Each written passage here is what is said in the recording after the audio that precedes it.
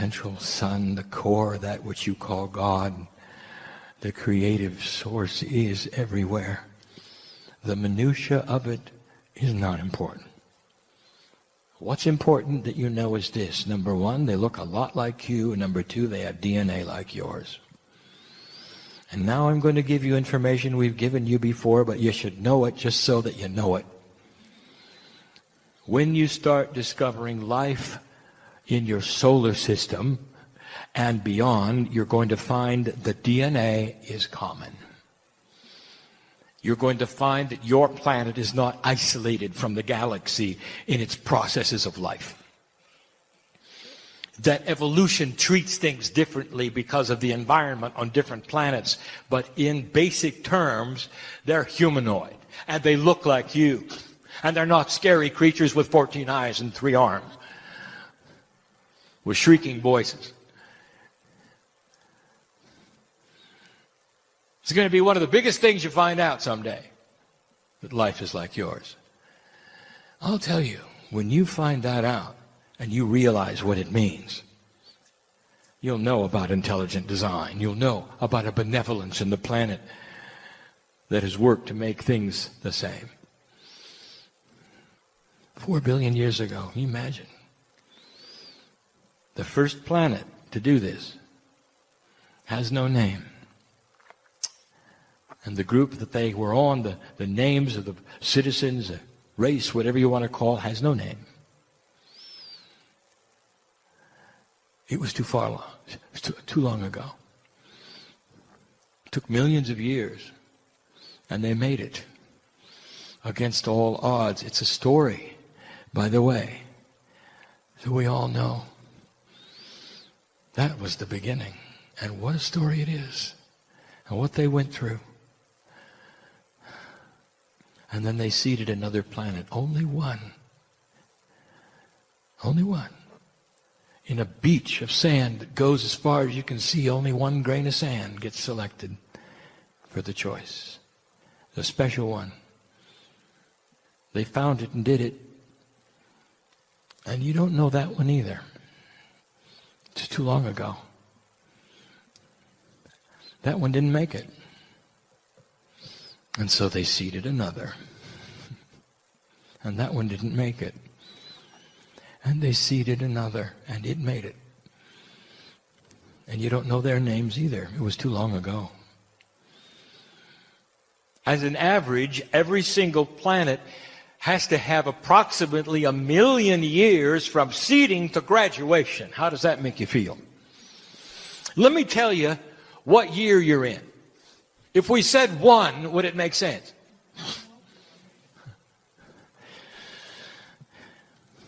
Well, you got a long way to go.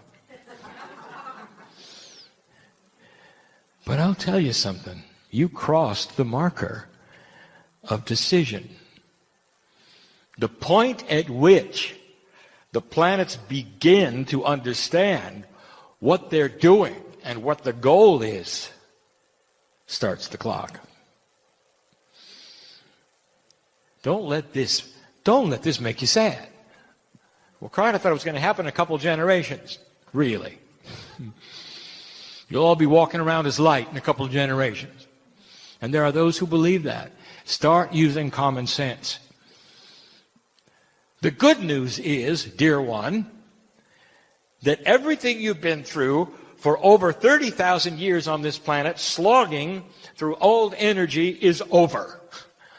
And now is the opportunity you came for. I'll get back to the other planets in a minute. This is why you arrived here. And the good news is this. It doesn't matter how long it takes.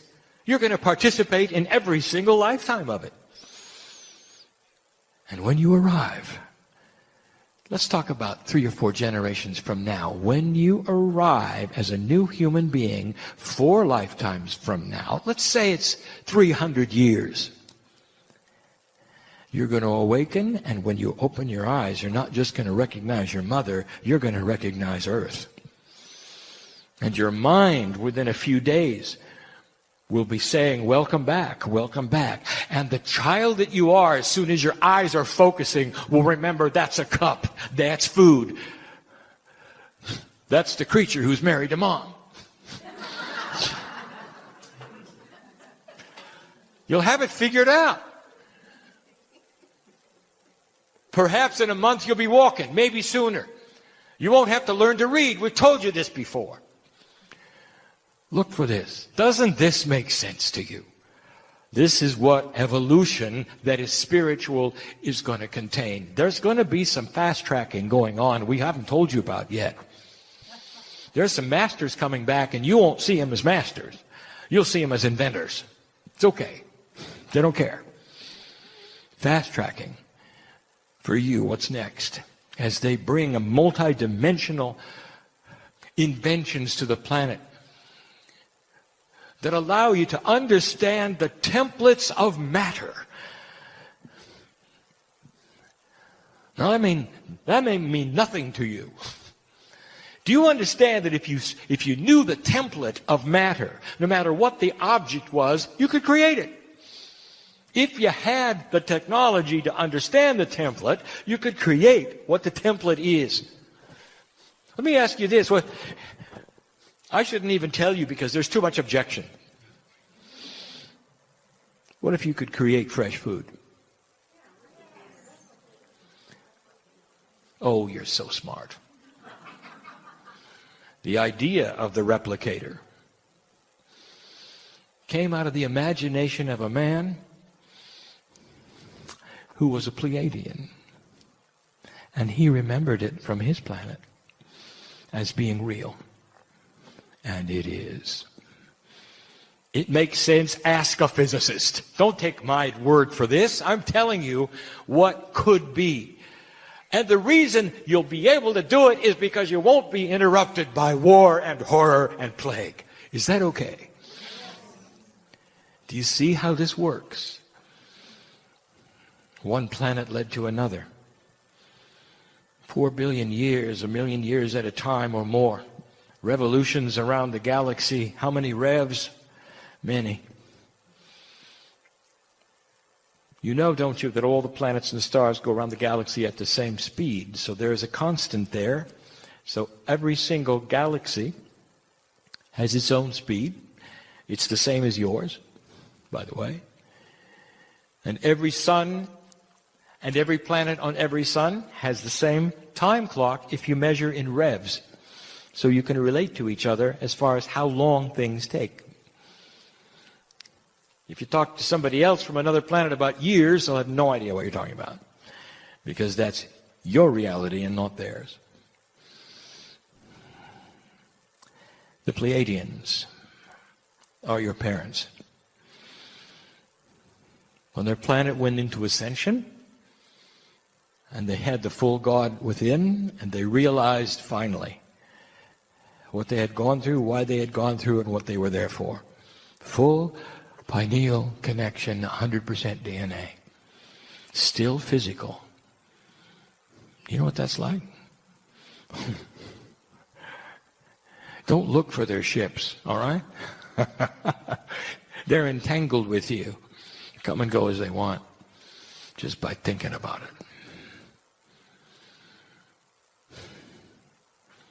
You were the next one after them. But they had parents of their own. And the name of those parents, well, they could be Arcturian or Orion or Sirian. And those had parents of their own. And they had parents of their own. And I want to tell you that every single one of those groups are your creative groups. Some are your grandparents, some are your great-grandparents, some even more. And I want to ask you this. What do you know? What do you know about the attributes of grandparents that your parents don't have? How do you feel about your grandparents, living or dead? You look at them different than your parents, don't you? Your parents are hands-on, aren't they? And your grandparents, they're not. They're the ones who want to entertain you and help you, and you're there all the time, and they take you places. Mom and Dad, a little different. The Pleiadians seated you. They're the ones who are opening the time capsules. They're giving you all the information. They're the ones putting you through the tests. They're the ones who are saying, come on, let's go. But the grandparents, they're the ones giving the most help. Do you understand where this is going? Arcturian, Orion, Syrian. You have in your DNA who they are because it comes with the territory. Akashic inheritance. You know them. They know you. They're probably the most helpful groups on the planet. Don't separate them. Don't worship them. See the system, dear ones, for what it is, and absorb them all. Now we have right now with us. That's interesting. I didn't know whether they'd come or not. And they did. And they're here by free choice. And they're celebrating the truth and the demystification of who they are. And those who channel them may say they're from here and they're from there. I want you to tell yourself and your brain, look for the metaphors. Because they abound. But they are your grandparents, and they are your great-grandparents, and that is why they feel so good. And that is why the channeling from them is so pure and so excellent. If the channeler is doing it right. They love you. They know who you are. You're going to see more of them. And when I mean see, I mean awareness of perception of the old soul with things unseen but that are real. And so to this group of old souls who sits in front of me, I ask you, does this make sense? And are you all right with it? It's important to my partner and to me as Kryon, in the new teaching mode that I am now in, that the old souls who sit in front of me are understanding what I'm saying, and I'm not talking in code. I'm not talking right now in metaphors at all. I am talking about the reality and common sense of a system that is beautiful. Right from the creative source which you call God. God is bigger than anything you've ever been told on this planet. Anything. And as you start to perceive it, I want you to remember one thing before we say goodbye. As you start to perceive the wonder of the Creator, I want you to remember that's you. That's where it came from. Your Akashic lineage is God. Ponder it. It's about time you picked yourself up, stood tall, and claimed it. Said hi to your grandparents. Maybe they've been waiting a long time for that. Too spooky? For some. For others, the truth rings like a bell of purity and answers the questions that they've been asking a long time. For it's time. You've got help. Acknowledge it, work with it, use it. And so it is.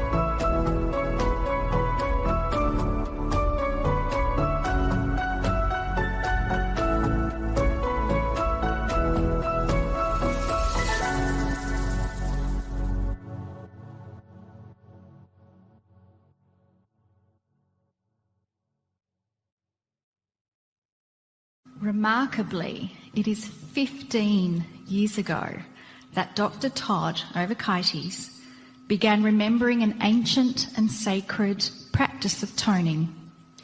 This remembrance gave birth to what is known today across the globe as the pineal tones. The evolution of the tones has expanded well beyond the original purpose of growth and healing.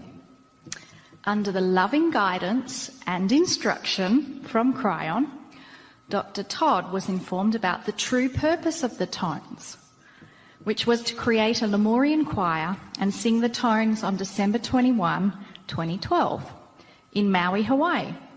So this event coincided with the precession of the equinox. Since then, Dr. Todd has assembled 4 other significant choirs. 3 of them corresponded to where the Pleiadian time capsules occur. Kryon has told us that there are 12 major time capsules, represented by matching pairs of nodes and nulls. So think of these time capsules as portals that transfer quantum energies to the grids of the Earth, allowing for higher consciousness, invention, and human DNA evolution. In essence, it's a fast-track system to create peace on the planet, among other things. So today's choir is taking place in Hot Springs, Arkansas, near Mount Ida, which is yet another significant portal. It's one of the 12 pairs. The other unique feature is that we're on top of a substantial amount of quartz, and geologists are even known to say that the highest, best quality quartz in the world are found in Arkansas and Brazil. So, you might actually say that the area we are in is primed for remembering and recording the conscious intent of this choir. So it's your conscious intent that I wish to speak of. A few weeks ago, during Dr. Todd's workshop in Holland, Kryon gave some new information about the pineal tones. Kryon revealed that the tones do not require a precision of harmony. They require a precision of intent. When the tones are sung and heard with consciousness, it acts as a catalyst, and it creates an energy of remembrance. It's something you can't see, but you can feel it. There are even stories of those who didn't participate in any singing, who stood in the back, listening to others as they sang, and they were changed forever. So, what exactly are you remembering? Kryon told us the pineal tones help fast-tracking a remembrance of who you were when you helped seed this planet. In other words, you are your own parents. And in some way, you have the ability to remember all of it slowly. You can remember your eternalness and that all is well. And that is why it affects healing. And that is why you will live longer.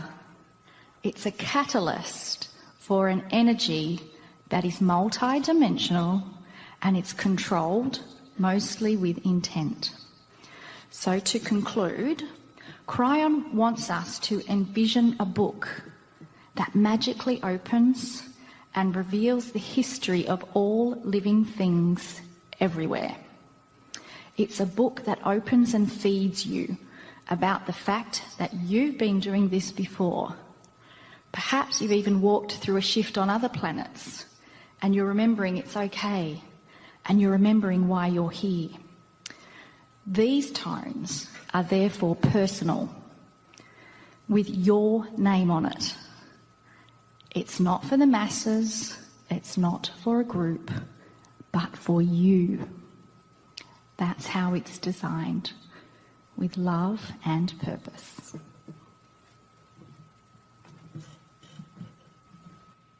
Greetings, dear ones. I'm Kryon of Magnetic Service. We are with you 7 short times this day. And typically, with what we have done in the past, we wish to emphasize each time with a letter. 7 letters that spell crystal. And the first is C. This is different from other gatherings. Other gatherings, there are many who come to hear the Kryon work, to hear the channelings, the voices from beyond. Not this gathering.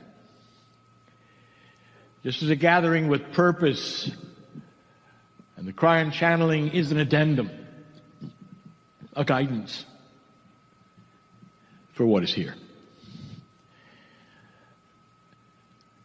I want you to understand an underlying principle of energy that is in this room now. And it's one that sometimes you miss.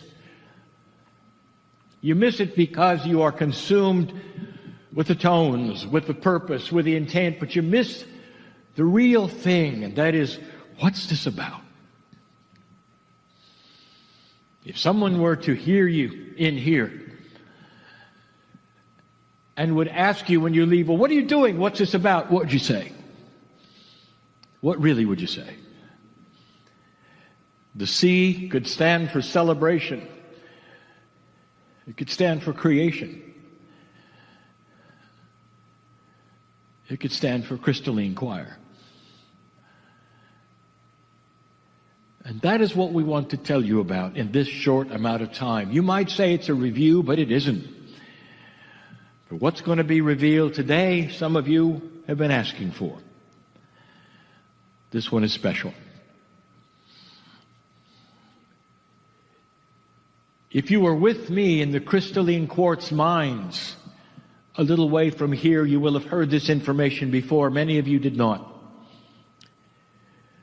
Everything here was a setup, and it was set up when humanity was seeded. Over 200,000 years ago, when all of this began. That's not long. Not long at all. When the creation story itself was present, you had the seeding of the human being. DNA was changed forever. You are part Pleiadian. There are those who walk this planet and accuse you of being aliens. You are. And so are they. The science that was presented in this very room indicates that the missing link that would give you 24 pairs of chromosomes is not there. It's just not there. It won't be there unless you go to the stars. You are part of the parents that are Pleiadian. And when you came, there was a plan. You might even call it the meaning of life. The plan was to come on this planet with an awakened consciousness with God inside and with free choice, see what would happen. There is a reason for this, an underlying reason why you would be here. Why can't God make these decisions? Why do humans have to come and work a puzzle at all? And the reason is God is biased in love. There's something that happens when a planet of free choice makes a decision and raises its vibration. The whole galaxy is changed. One at a time, one planet among trillions, one planet at a time. Chosen for this, the only planet of free choice at this moment is this one. And the prophecy was clear that when you cross this meridian, if you want to call it, which is the precession of the equinoxes, it all starts. This is why the nodes and the nulls were put here. This is why the time capsules were prepared 200,000 years, even before that. They would open. on time. If the humans knew about them and would do it. Dear ones, do you understand what's going on here? As esoteric as this may seem to those on the outside, you are activating something that is profound right now. On this crystalline node, you are then activating it to broadcast to the crystalline grid, which is more than you think. On the 7th time, I'm going to tell you why it's more than you think. Once this is activated with the tones that you are doing now, it begins slowly to spread a remembrance, which oddly enough is the next letter. R. This is important. People have said, well, it's maybe a little too profound. What would have happened if there had been no Ya'i? What would have happened if there had been no crystalline choir, or perhaps even the choir of activation in Maui? What would have happened? And the answer is someone else would have done it. What would have happened if my partner had not taken on Kryon? Someone else would have done it. This is intrinsic to the time. It's important that you understand this. You're in the right time at the right place, but it had to happen. And it would have. But in this particular case, it happened perfectly, and there was a Ya'i. And he remembered. I want to ask you, what are the odds that a man of science would also remember that from his Pleiadian mother at this time on the planet? What are the odds? It ought to tell you, right time, right schedule. C, the crystalline choir, begins now.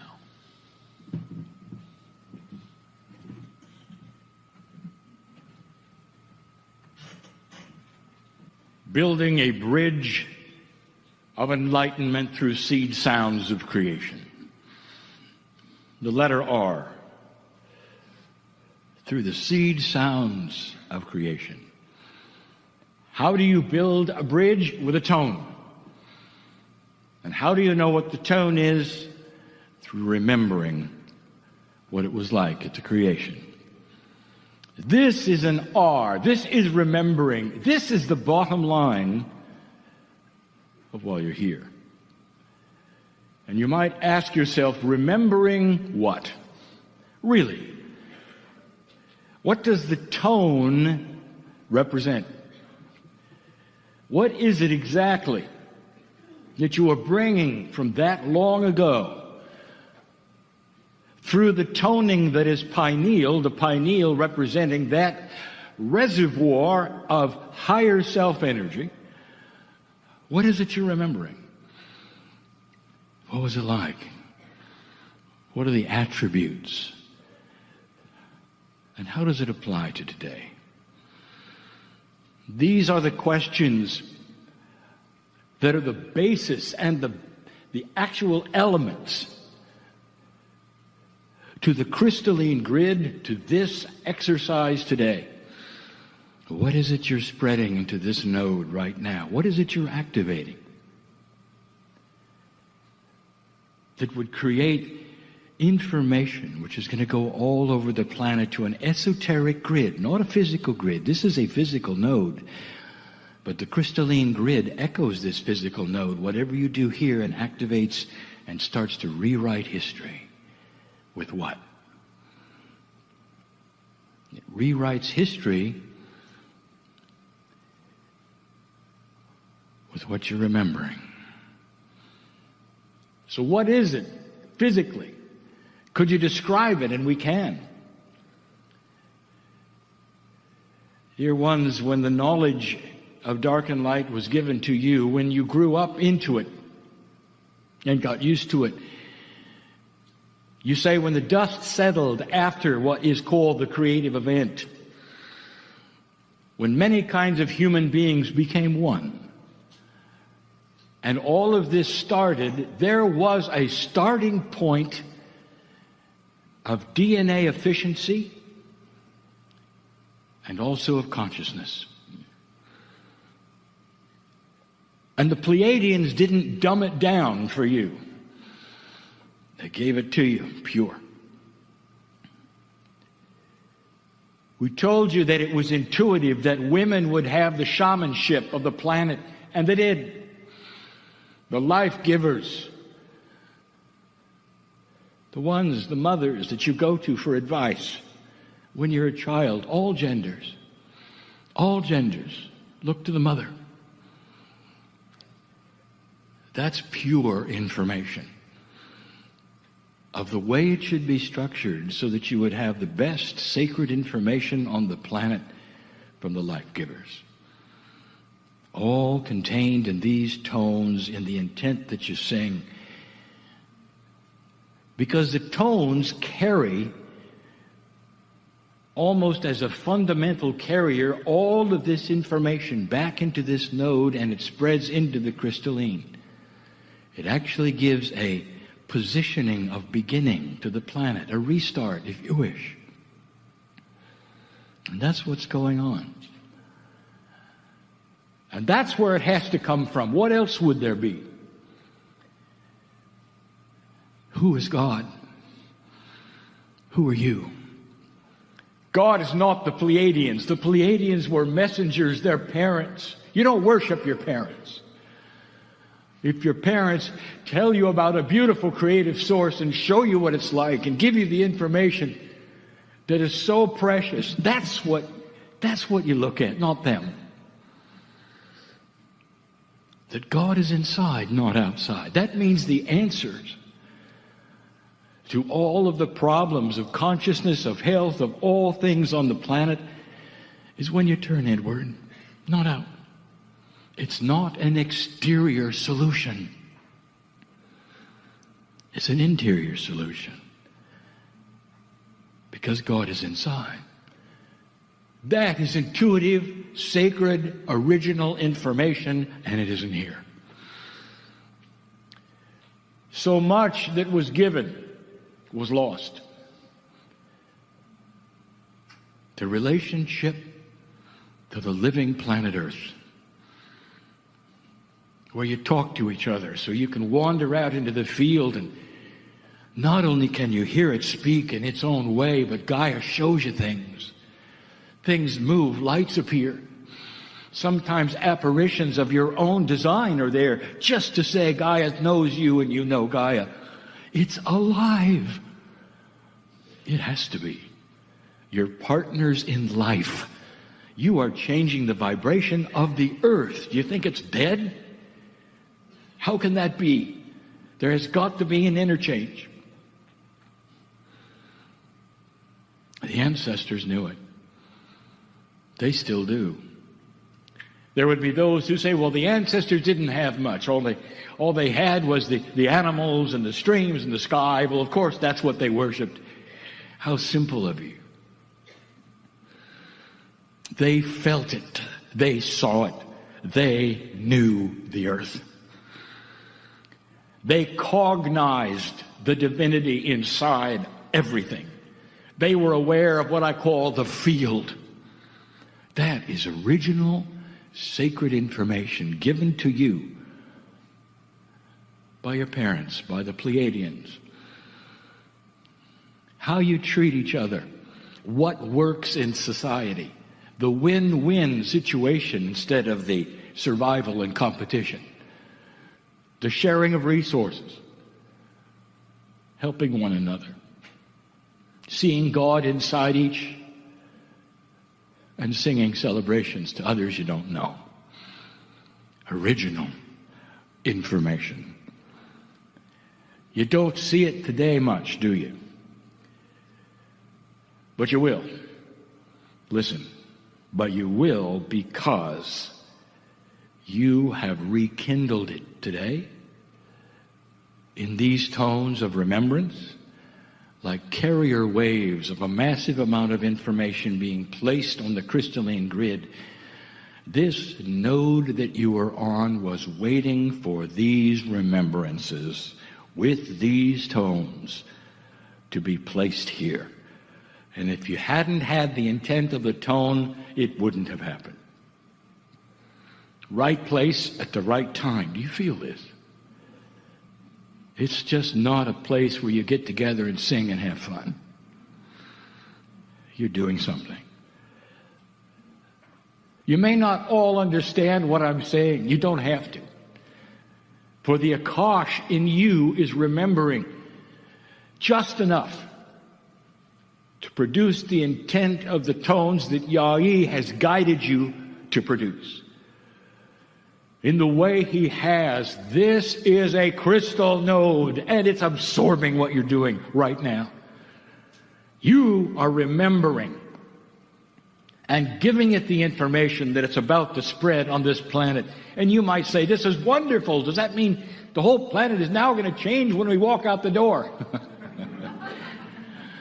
Oh, dear ones, it's got to start somewhere. Generations it will take. It has to start somewhere. There has to be a catalyst of remembrance. There has to be shift. This is part of it. Remembering, now you know. And that's just a few of the things, a very few, of the precious original purity of what the Pleiadians brought through their knowledge of the creative source. And now you have it. Congratulations for being in the right place at the right time.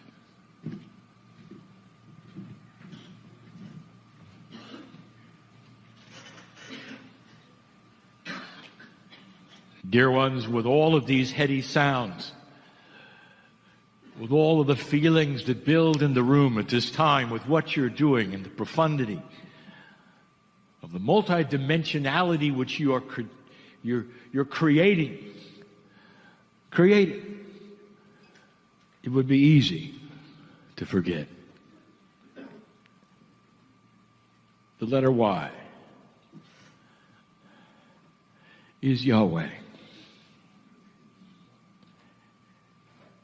The most profound name of God in the Hebrew language. And there's a reason why we teach this in the Hebrew language. In a moment, we'll speak of it.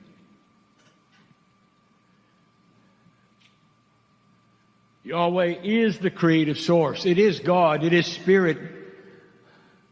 It is all that is. It is the I am. It is life.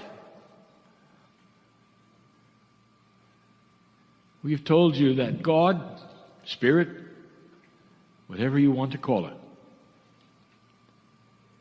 is the creator of all things. All things. There are always those who are so linear they say this is not acceptable because what was before that? Because the human being is so biased in linearity. They have a hard concept with things that have no beginning. If you have a piece of string, it has a beginning and an end. And that is the way you see everything. Everything. It echoes that which is your life. It echoes that with everything you own. There's a beginning, there's an end. But not with God. Imagine a loving energy that always was and always will be. Before the universes existed, there was God. Before God, there was God. Think of it as a circle that never ends. Nothing breaks out of that circle. It was and always was original. That's why you're here.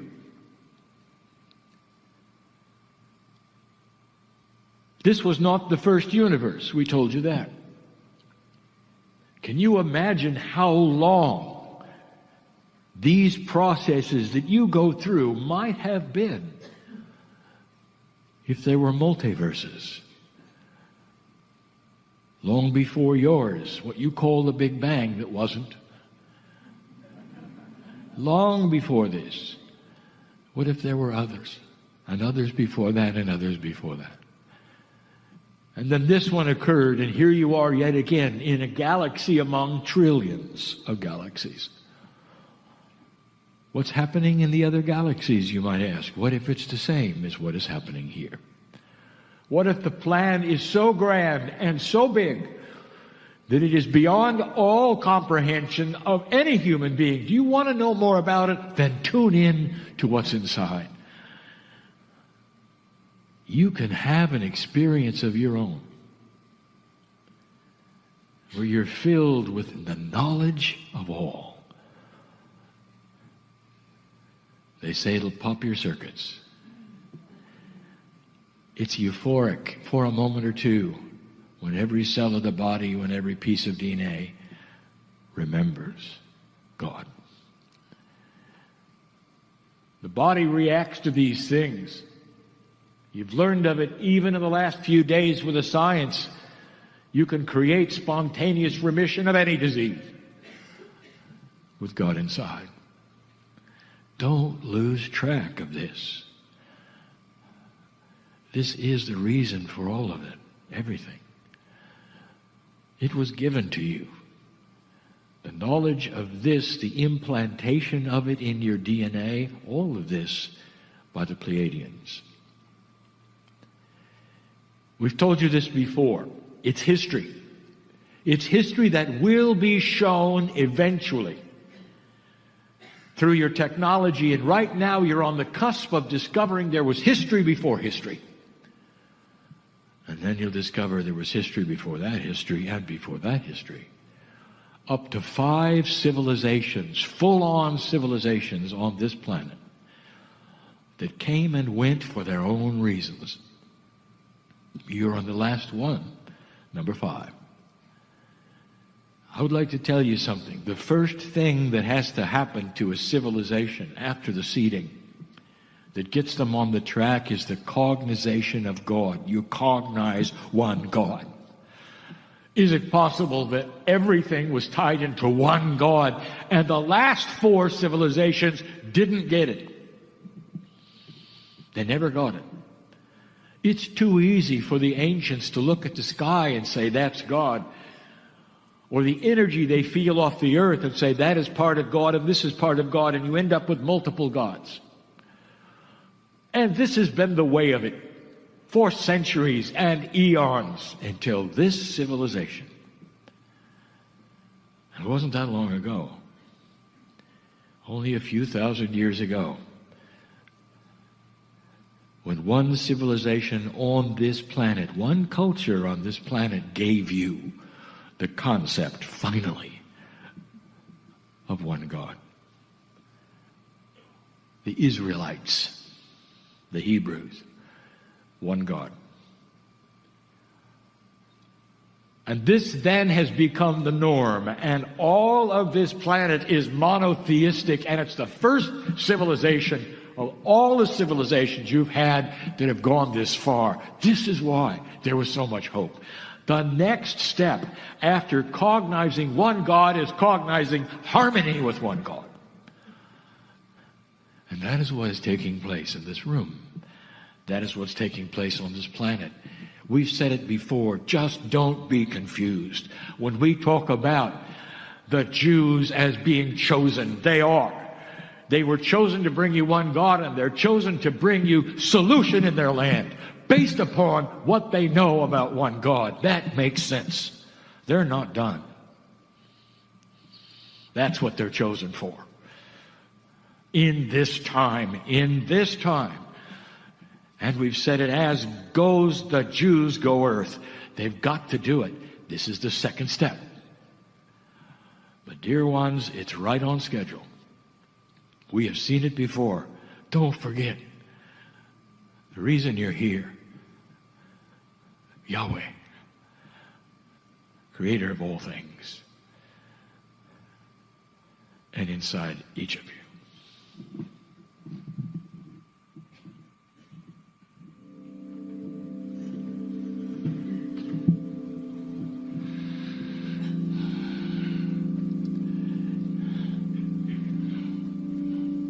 And so we start the second section with the letter S. And that's starting. It stands for singing.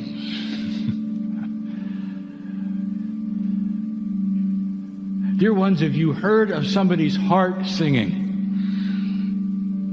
Does that mean the heart makes a noise? And the answer is no. In back of me you have singing bowls. Indeed, they make a noise. Are they alive? No. And so the singing could be anything. And yet it means a benevolent energy of joy. So anything that sings is a benevolent energy of joy. Could you have intent sing? And if it did, why would it sing? What if the intent was filled with joy?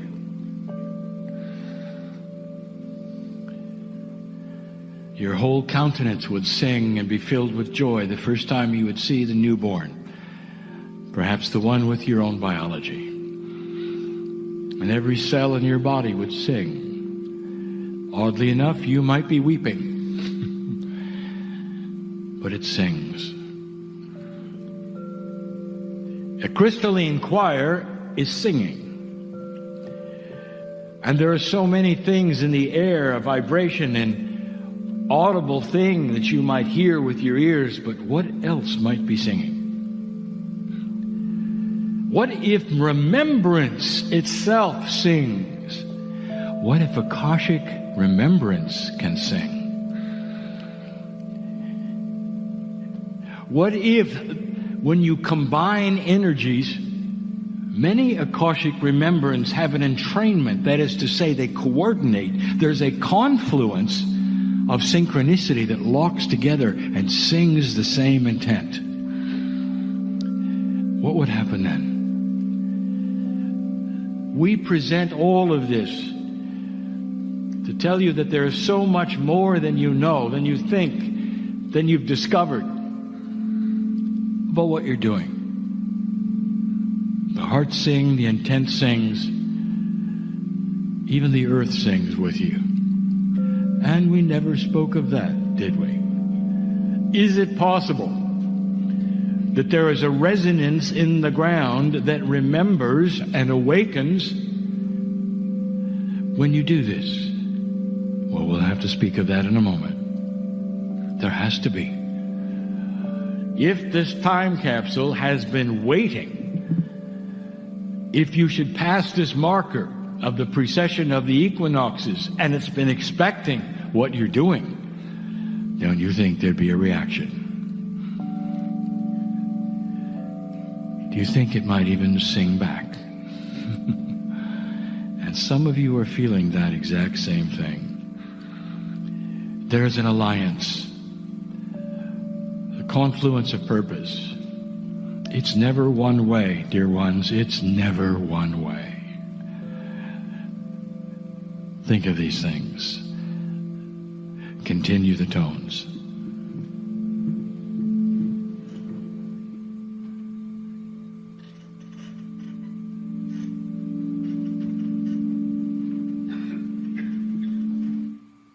Dear ones, the letter T stands for Todd.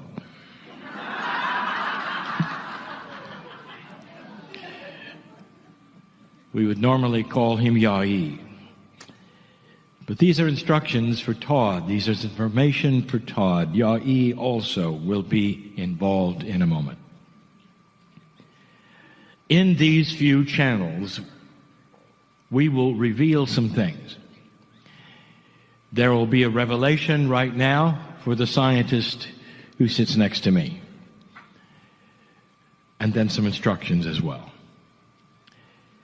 Some of the revelations will not be understood by all, but he will. And this is for Todd, the scientist. I want my partner to go slow, for this is new.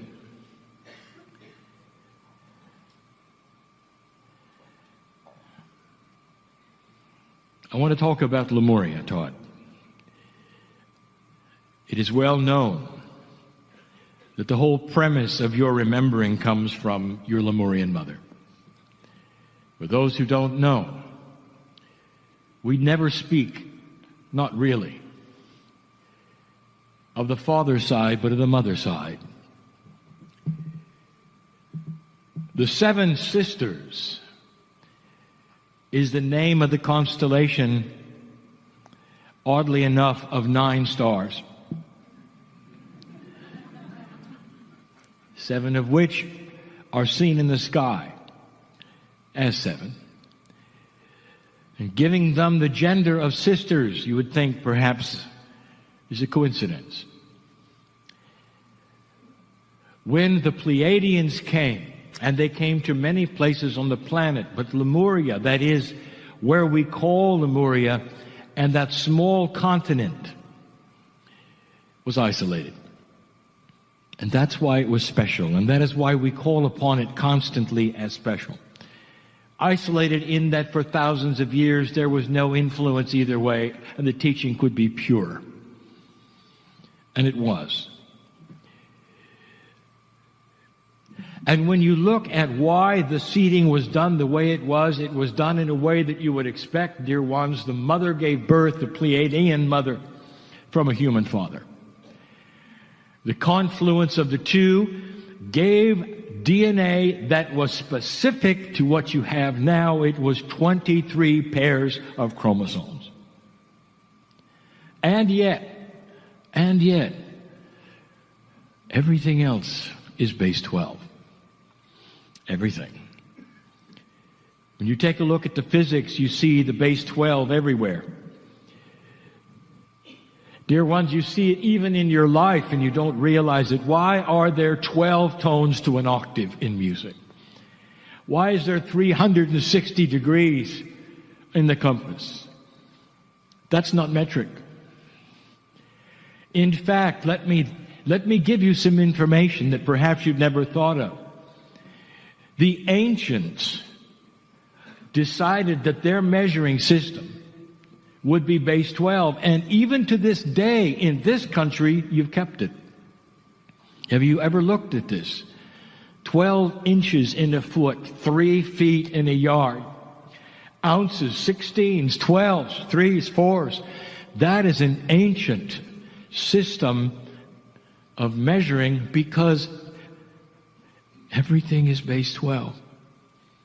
The metric system was adopted in certain civilizations for ease of counting, but not elegance of truth. Everything is base 12. Suddenly, humanity has 23 pairs of chromosomes.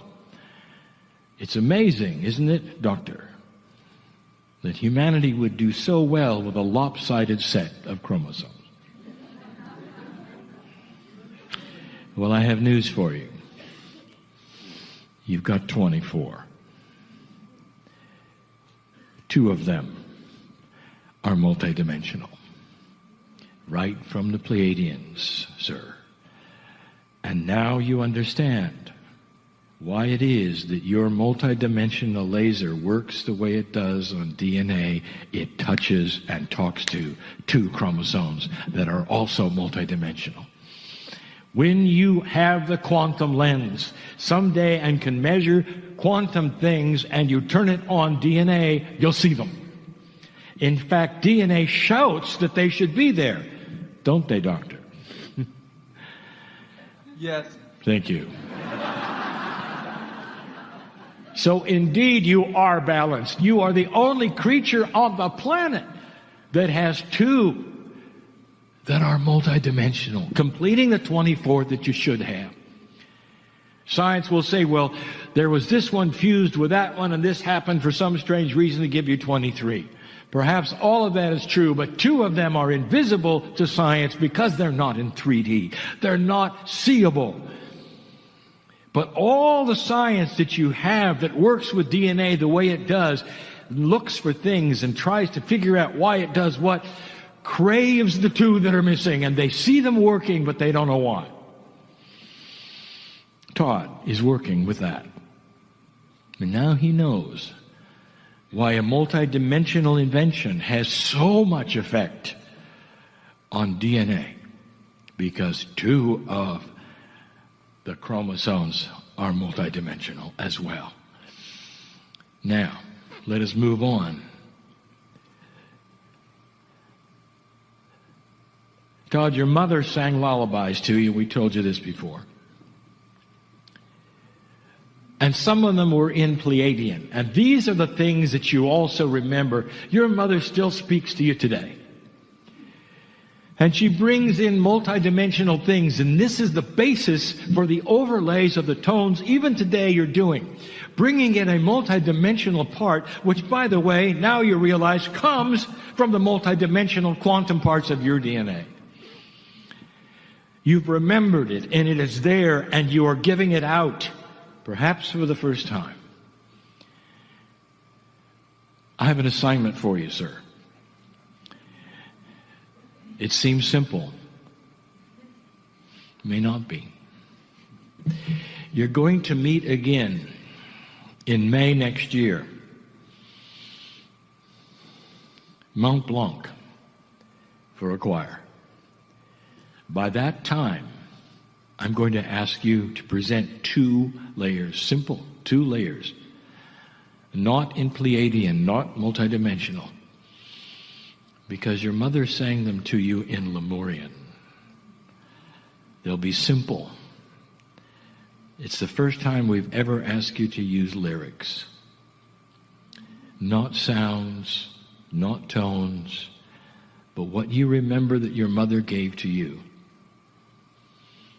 Suddenly you will be a lyricist, putting them together with a melody perhaps you remember. Lemurian was easy.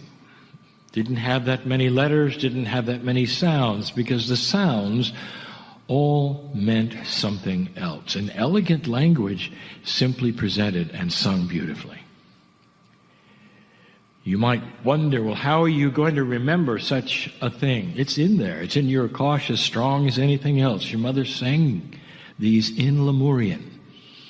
She had many languages. Multidimensional it was, some, but Lemurian very 3D, just for you.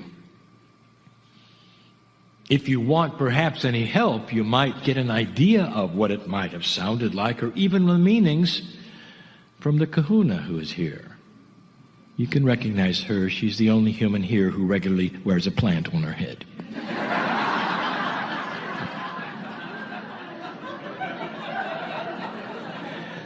There are elements of the Lemurian language, and she knows what those are and what the ancients spoke.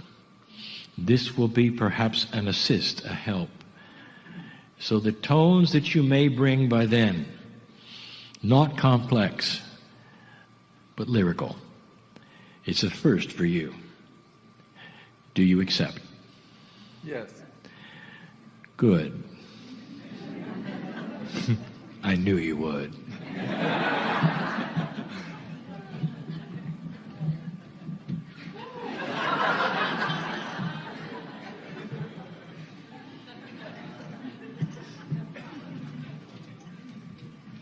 It was an earlier channel when we were where they mined the crystals, and we spoke about the attributes of crystalline that is different from any other stone, any other gem.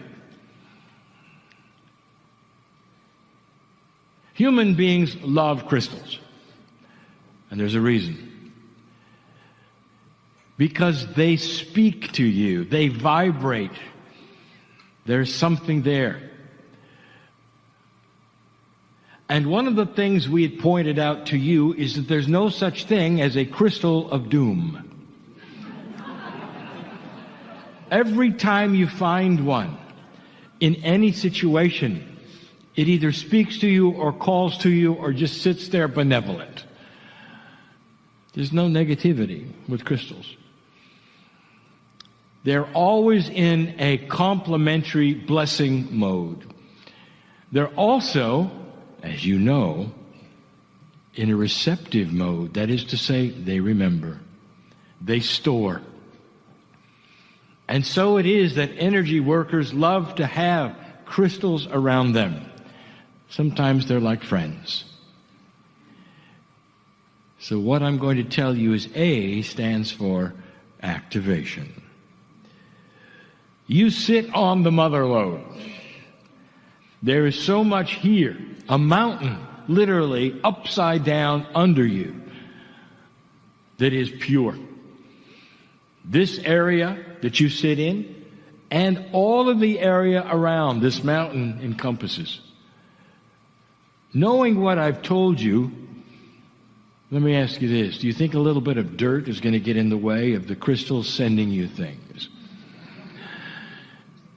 The mountain of crystal knows you're here. Imagine the benevolence, the joy, the celebration under your feet. You can't hear it, but the energy workers can feel it. Is it possible that they can talk back to you? And so we're going to do something. We're just going to take a moment. And the concentration will be on feeling the activated energy from this underground quartz crystal mountain. The appreciation, the celebration of you. Activating this that has waited all of this time with your intent, with your tones, with your joy. Imagine shaking hands with the earth in this fashion. And so I ask you right now just to be quiet and feel it. Energy workers, feel it, because it is so potent right now.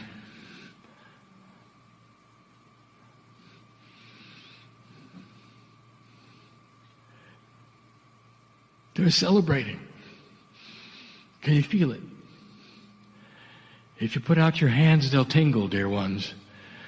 They're tingling because they are sending you gratitude. Crystals are benevolent. Feel this. You have just activated something special for this planet. There's so much thanks. Super benevolence. So deep in the earth that it knows you're here. You think they're in the dark. They don't think so. They know you. Your consciousness is allied with them. Can you feel this? Just for a moment.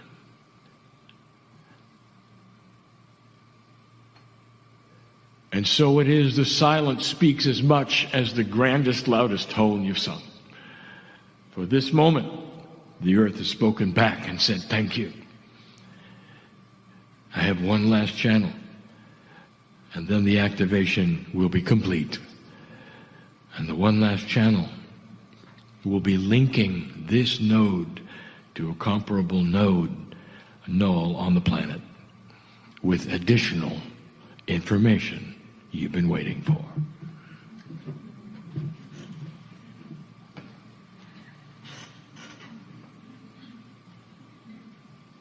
Dear ones, indeed, it is the finale.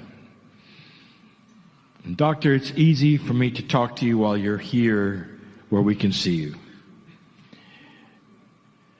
And you may wish to answer.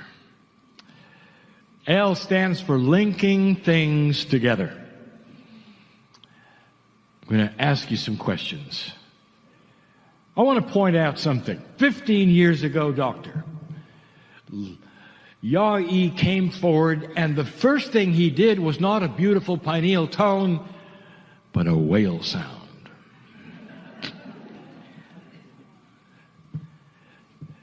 Did you know that today the longest tone that you did was a whale sound? What is it with whales and you?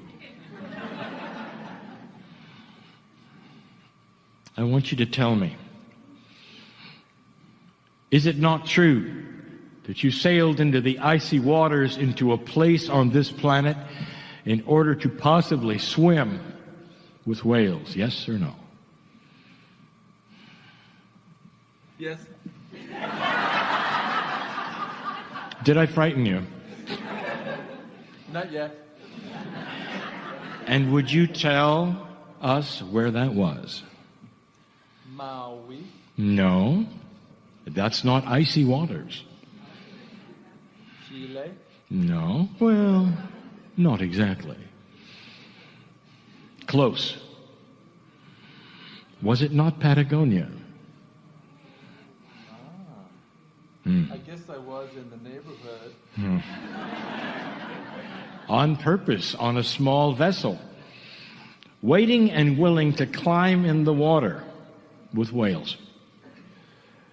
I wonder why you went to so much trouble to go there. You were called there.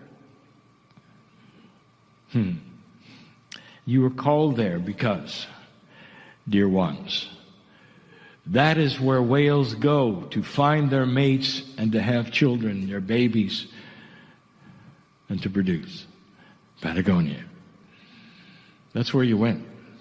And the water was chilly. Not the country, the temperature. Now, I will reveal, finally, why it is that he is so enamored with whales. Because he knows a secret internally, one that you've been waiting for me to give you. And it also tells you where the null is right now for Mount Ida, the node. Whales, dear humanity, dear ones in this room, doctor, whales are the living crystalline grid. They are the ones that carry the crystalline grid into the oceans. They're the library of consciousness for this planet. You have known this. You had to know this. You have cherished them. You have laughed when they jump out of the water. You've looked them in the eye. You've felt their wisdom. Every country in the world, if they have any kind of sense, they would have an agreement not to kill this animal, and many of them do. This is revered. The humanity of the earth is starting to recognize the value of this animal. It is a multidimensional thing that they have. They carry what the planet cannot in the crystalline grid, the living crystalline grid. And you seek them out, doctor, and you make their noises and you want to sing to them. You want to even hang upside down in the water to emulate what they do. And this is why. Therefore, I will tell you that the null associated with a node that is crystalline is Mount Fitzroy in Patagonia. Doesn't it make sense? That's where the whales are. That's where the crystalline grid is for the living part of it, not the esoteric part of it. Now you know why the doctor makes whale sounds first. And that's what he enjoys the most. You have an affinity with this animal, don't you? Now you know why. The next time you see one, I want you to understand that they're more than you think. Much more. They've been saved from extinction, and they will continue to reproduce. But the place that they go to mate and have their children is important, because the children then receive the crystalline information. The very activation that you're making today goes right to them through Mount Fitzroy. And so it is. Right?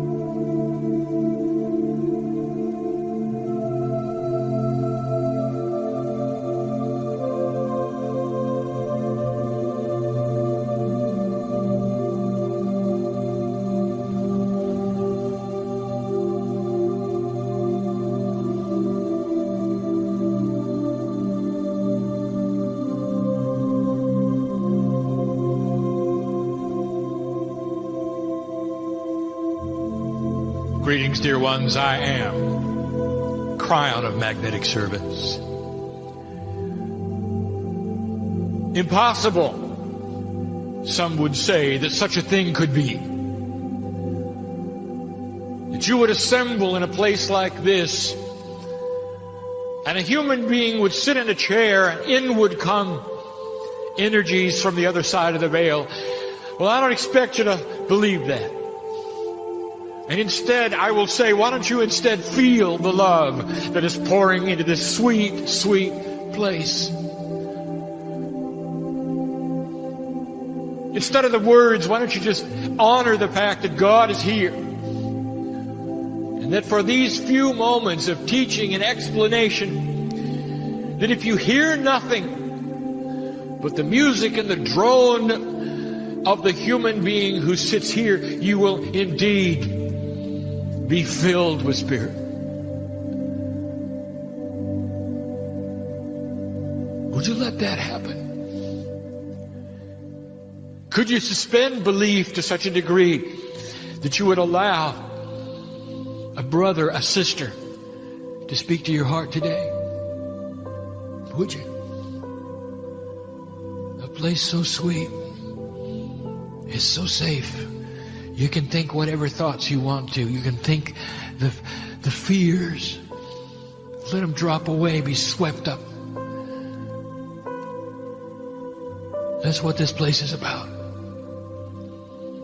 Even those who do not believe that such a thing as channeling could happen, even you would be okay with the love of God coming in. Maybe touching your heart. We know who's here. We've expected who's here. Even those who say, I didn't know I was coming, or I've come with someone else. I will tell you, there is no accident that you sit in the chair, dear human being. No accident. Indeed. For what you carry with you and your wants, your desires, your frustrations, known to God they are. And what human beings do not understand is that the equipment is ready to go. You are born with a duality, as my partner has spoken to you about. And in a darker energy of this planet, it's actually biased against you not to find God, not to discover the divinity within, not to see the interdimensionality of it. And so many of you say, well, I don't know what to do. How can I make something happen in my life? I really don't get it, you might say. And I'll tell you this, dear human being, I'll say it again. I'll say it as long as my partner can breathe it. I will say it, and that is, there is one step to ascension. And that is for the human being to sit down with pure intent when they're alone, speaking only to their higher self and knowing it's their higher self. Say, dear God, tell me what it is I need to know. I'm ready to start the process. And you don't have to know what the process is. Intent for something complex to begin is all it takes. Do not try to overanalyze what you must do next. How about you just sit there and love yourself? What about that one?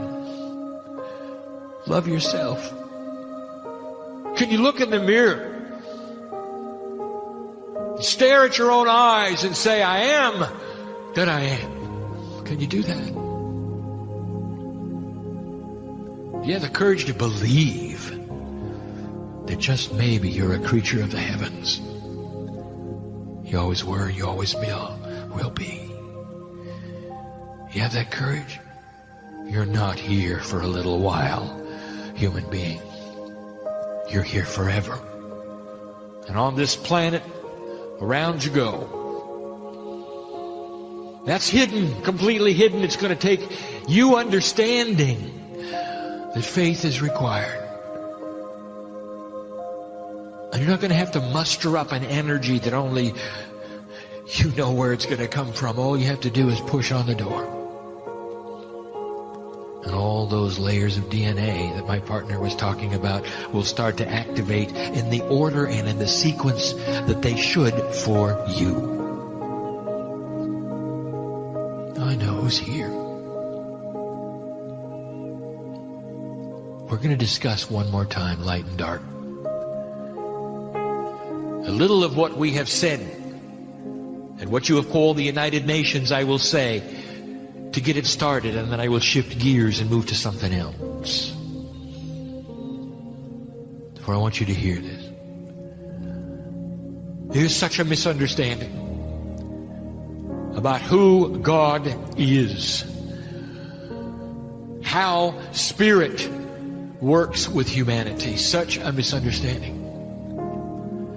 Mythology would have you believe that God sits on a platform looking at you, pushing and pulling things around, sometimes in a difficult way, just to see if you can manage it. There's the idea that God is so powerful, can do anything to the earth. After all, isn't that what you were taught? But you don't understand. There are those who would cry out and say, God, why don't you heal this planet? Look at the strife, the sorrow, the death, the unhappiness, incredible sorrow of the moms and dads, of the children. Oh, why don't you come down and straighten this mess out, they say. And then there are those who say, it's proof that there is no God that things are in such a turmoil. Proof, they say. God would never let this happen, they say. You don't know how God works with humanity. And if you did, it would change your life. If you really did, you'd understand how you finally fit into the picture of God. And so I'm going to tell you yet again, maybe even surprise you with something new. God can only work with the pieces and parts of humanity that allow free choice of light. The door that God goes through is the one in the human being's higher self who opens it. That changes the balance of dark and light on the planet. And it's only the pieces of light that Spirit is able to work with through the human beings who vibrate at a higher level. Free choice, therefore, is sacred. And those are the rules. And if the planet chose to shut off the light and go into darkness, God would retreat. That is the way it is. And you have known this. It is your duality. It is what you came knowing at the intuitive level of your soul. Therefore, our encouragement to open the door is to let the light in and out of the human being. And we'll speak of this in just a moment, for I know I speak in circles. Let me tell you this. We can only work with the light that you have. But in these past 20 years, something has happened that has been remarkable. And that is the light itself has shifted. It is more intense. It is brighter than it was. So even though you might have the same number of human beings shining light as lighthouses, the light is more intense. It goes further. It affects more things. And that, my friends, is the definition of this new age. And you're feeling it, aren't you? What did you think when the Armageddon did not happen?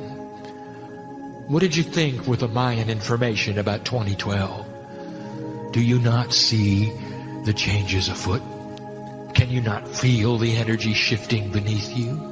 Are you not aware that a Mercury retrograde is more severe now than it was the last time it happened? How many of you felt that one? You are more susceptible now to the vibratory changes of what the planets do around you than you ever have been before, because this planet is more in sync than it ever has been before with the very solar system it is part of. We told you about the magnetics. We told you about the weather. We told you about the consciousness. We told you about the children. And they're all in front of you.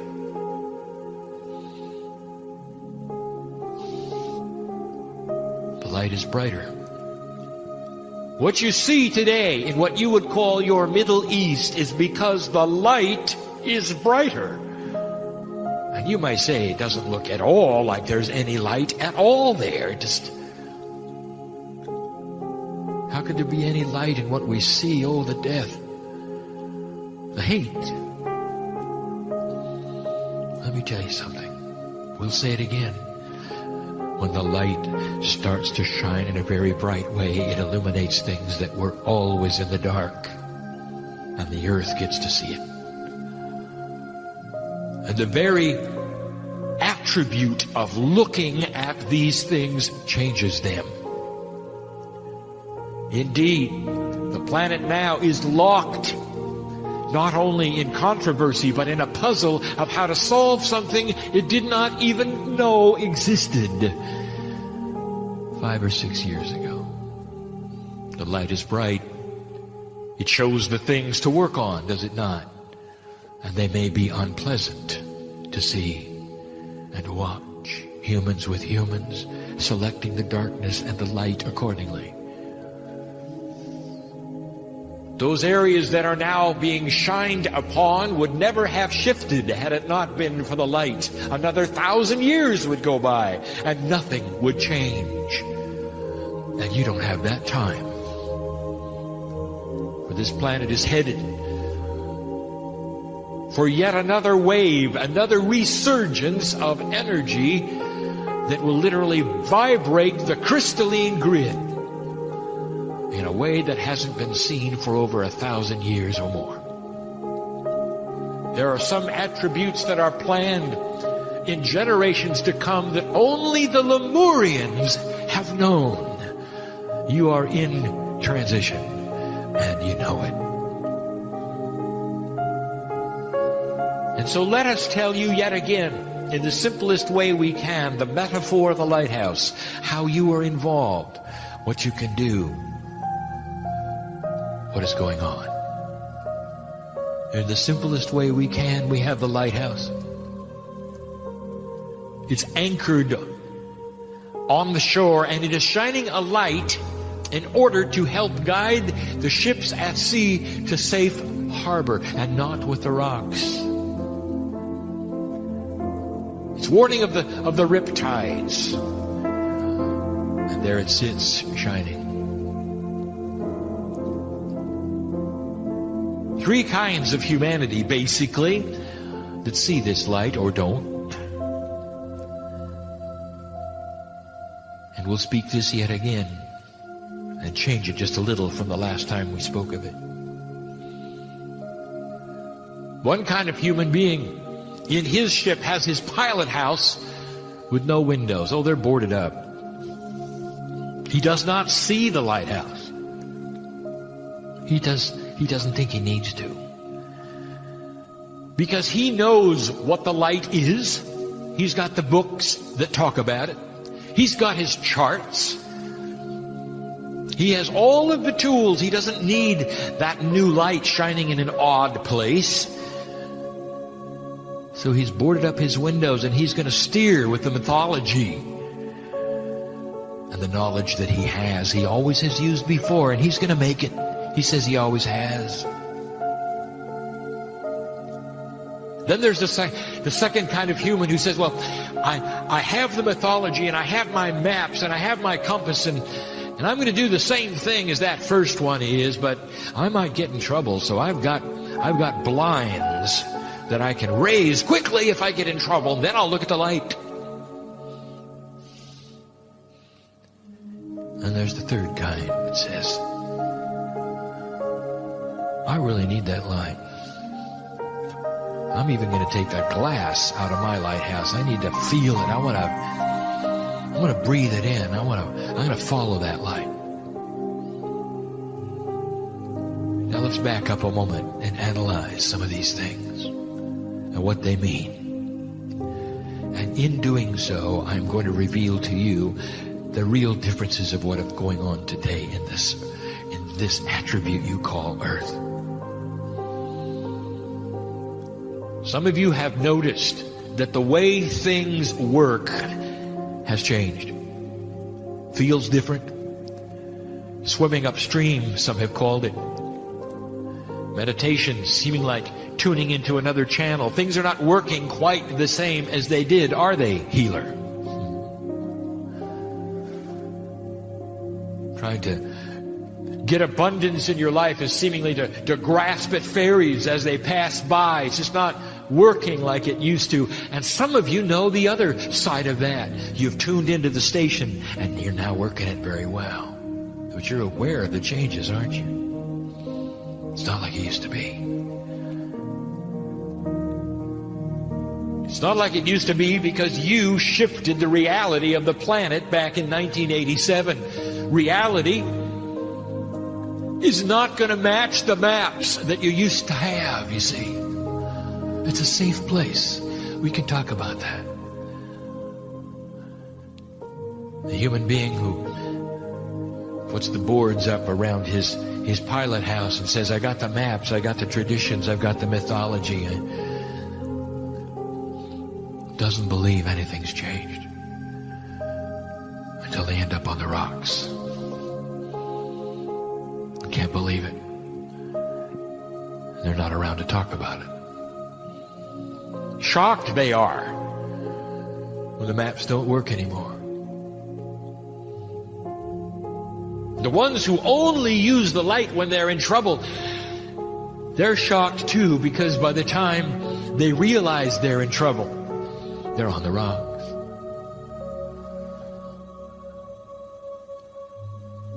They don't even understand what a spiritual storm is. The tides are different, the rocks have moved, even the light has shifted. Dear ones, even the port is in another place. Now here's what we want to tell you about this. All of the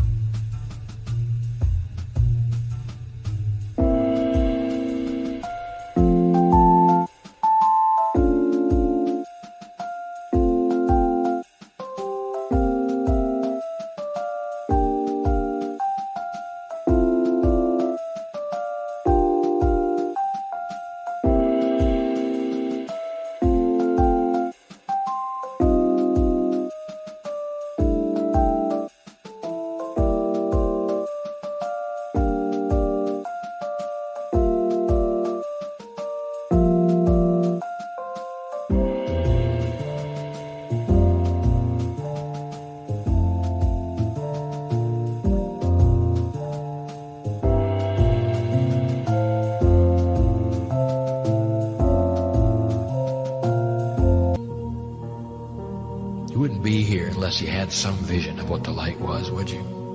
Would you sit in these chairs and be listening to this if it were not so? Listener who is not here, let me ask you this. Why are you listening to this? What is it about your choice?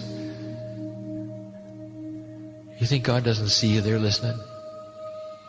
It's not in the time frame as those I appear to be talking to right now. There are thousands of you who are not here in 3D right now. And I know who you are right now. It's your now, isn't it? Which one are you? Have you discovered in your personal life yet what it's like to push on that door and let God in? Or have you boarded it up and you're going to take God on your terms? And if you do, I'll tell you, it's a difficult life. Would it be nice to drop the burdens? This is basic. This has been taught in many, many ways for a very long time. And I'm telling you, one of the things that happens when you follow that light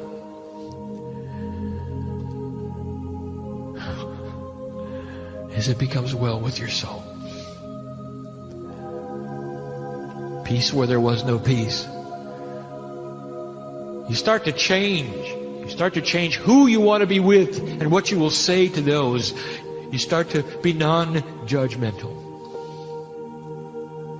You start to have compassion.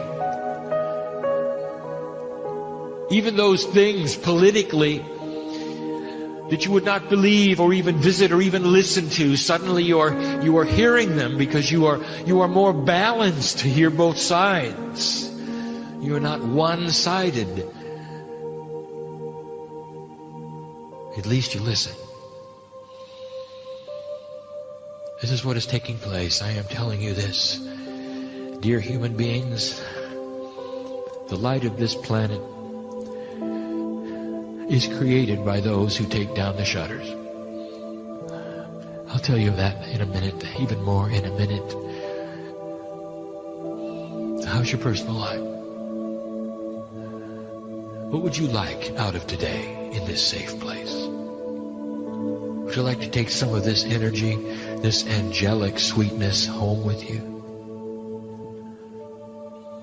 I want to tell you something you may not be aware. You brought it in with you. You just didn't activate it.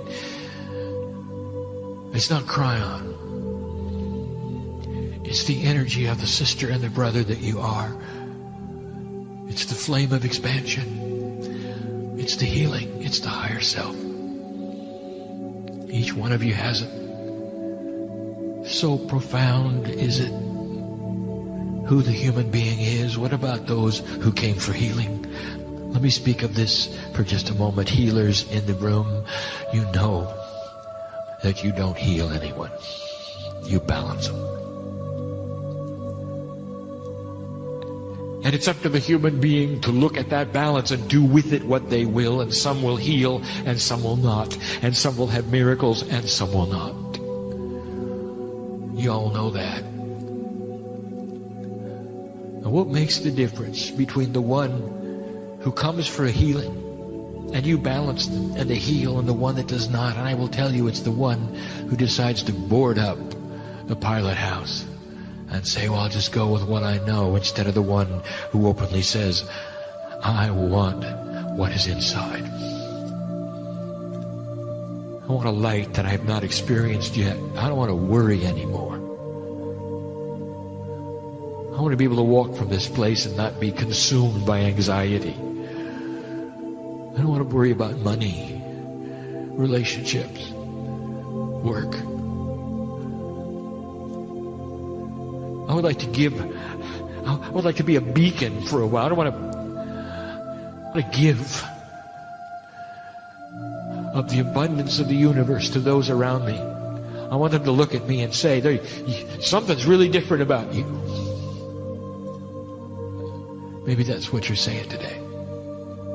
Oh, you came to the right place. Listener, you came to the right place. This is for you. Why don't you sit there for a minute and really take in what I'm saying? You have divinity inside. It's like a jar waiting to be unscrewed with free choice. And if you don't unscrew it, nothing bad's going to happen. It's just that jar is going to be tossed by the waves like it has been all your life.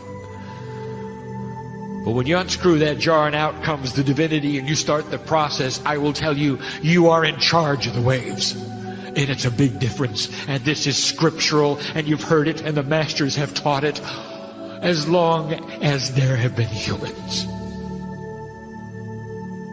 You're in charge of your own destiny, your own drama. or non-drama, if you choose. Why don't you just drop all that?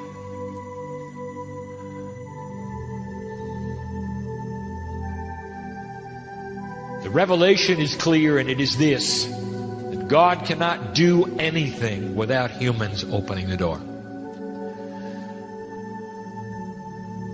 More than just free choice, we tell you this, that as you push upon that door so you may help yourself on this planet to find the divinity inside, what takes place is that on the other side of the veil there is a push back, and the light goes through the crack, and it becomes the light of the earth. And if you want to know who God is on planet Earth, it is a collection of light workers that are sitting here and are listening to this, and who are reading this, who are letting the light out of that door onto the planet to shine greatly. And that's the only vehicle that God has to change the planet. How does that make you feel? Goes two ways, you know. So God does not sit on a throne, toy with human beings, stir the light in the dark. God waits for free choice. When you open the door, the light streams out, and that's the light of the earth. Less than 0.5% of you have to make the choices to do this for peace on earth. I'm telling you yet again that the light that you carry is stronger than any darkness on the planet. It is active. There's no such thing as darkness when any light is there. Did you notice? The very concept of darkness leaves when one match is struck. That's the power you have to let God into the earth. Now let us speak of the obvious. A channeled message is before you. What gives Spirit the ability to come into this place and speak freely to you of these things? What is it that allows Spirit to move through this place and touch you and your heart and your shoulders and your head? And I will tell you, because you, by your sitting here, dear ones, in this place called Manhattan, have opened a door.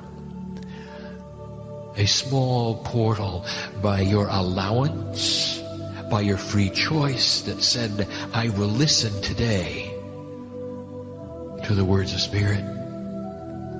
And through this portal not only comes information, but some of you are aware, pours light for the planet. While the door is open, the light shines greatly. And if you'd like to keep the door open, it's easy. Just don't shut it in your heart. I'm going to address these who sit in front of me now. Oh, brothers and sisters. Again, I know who you are. I know what you have gone through. I know what you are going through. I represent Kryon, a group that you have known by many names through the ages, in many languages through the ages. I am the helper of the planet. I stand at the gate of your birth and your death. By many names am I known, and I am in love with humanity. Dearly loved you are in the passing and the coming and the going, more than you know. Wouldn't this be a good time to shift your own belief? Could this be true? Could it be happening? Is it worth it to see? There are those who have come for healing that don't even know it today, and by the fact that you are sitting in the chair, you are healed. I count now 4 of you who will leave differently than you came, and you know who you are. It's why you showed up. There are now 5. And so, light worker, can you celebrate these who have been healed this day? Can you? Can you say softly to yourself, quietly in your own mind, thank you? I can say it. Thank you for having the compassion that you would allow these in your midst to find this nugget that they came for. 5 healings, and not all of them physical. I've had a heart healing. There's been a past healing in here, and you know who you are. And I'll tell you, you don't have to wake up in anxiety anymore because God is with you. We're going to put a big iron layer around that issue that you can't forget, and your sorrow is going to be put on the shelf where it belongs so you can move on. I know who's here.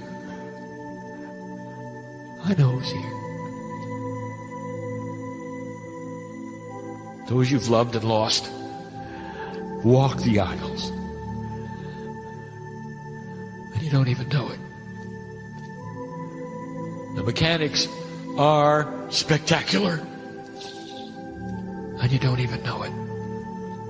Limited are you in your sight, but not in what you can feel in your heart. And so it is this night that I have come with this information yet again about darkness and light. And so it is again I have come to reveal how God works with humanity. And so it is I have come yet again to wash your feet and to tell you, I'll see you again.